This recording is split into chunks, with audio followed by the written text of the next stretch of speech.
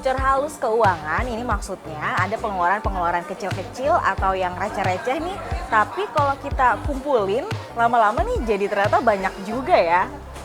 Nah, ini nih salah satunya. Biasanya kalau saya sampai di kantor nih selalu mampir untuk beli kopi. Anggaplah nih ya, harga kopi ini Rp30.000 per gelasnya nih dalam sehari. Dan saya kerja biasa 20 hari nih dalam sebulan, dikali Rp30.000.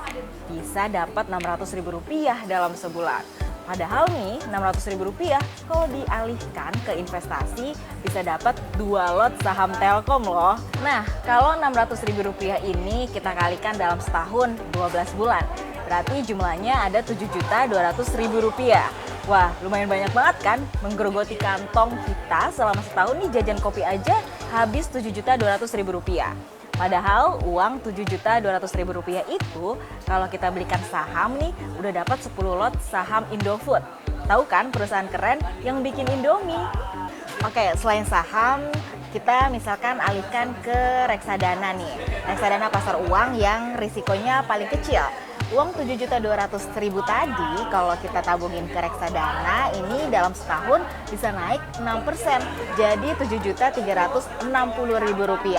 Pure tuh nggak kita apa-apain, cuma kita tabung investasikan di reksadana aja. Nah, kalau beli emas nih, uang kopi dalam setahun yang jumlahnya Rp7.200.000 itu bisa dapat 7,5 gram logam mulia.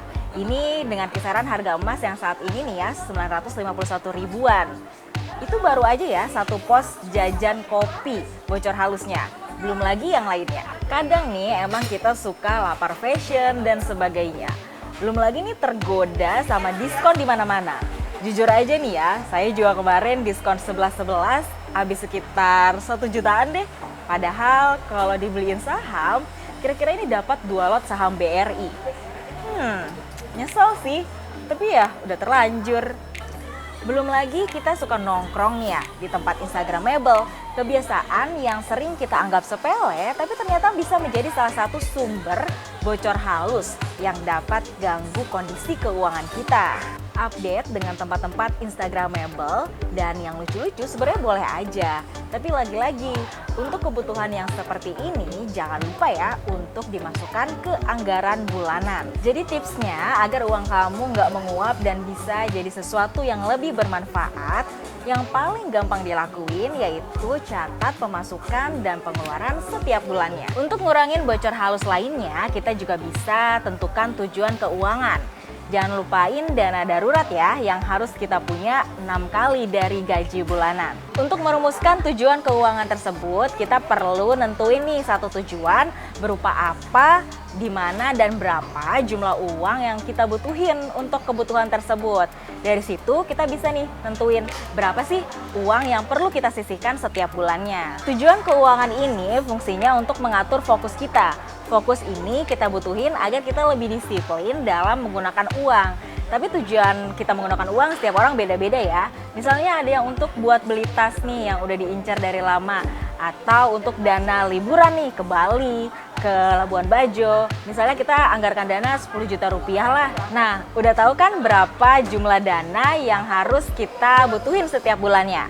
Langsung deh buat perencanaan keuangan supaya keinginan dan kebutuhan kita bisa terpenuhi. Dan jangan lupa juga investasi.